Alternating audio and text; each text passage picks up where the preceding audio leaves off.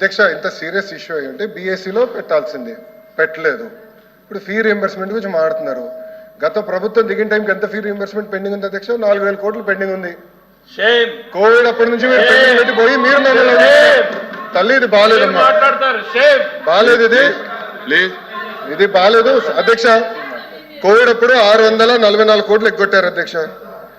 RTF కింద 3,000 కోట్లు pending, MTF కింద 8,900 కోట్లు పెండింగ్. చెప్పినండి ఒక్క విషయం చాలా ఇంపార్టెంట్ మీరు అధ్యక్ష నన్ను మాట్లాడినండి, ఇది చాలా ఇంపార్టెంట్ ఇష్యూ. సబ్జెక్ట్ 24-25 చూస్తే మన ప్రభుత్వం కూటమి ప్రభుత్వం వచ్చిన తర్వాత 1,200 కోట్లు రిలీజ్ చేశాం. పెండింగ్ ఉన్న 1,400 కోట్లు వచ్చే 3 నెలలు మేము రిలీజ్ చేస్తాం. మీరు 4,000 కోట్లు బకాయిలు పెట్టి మీరు మాట్లాడితే ఎట్లమ్మా?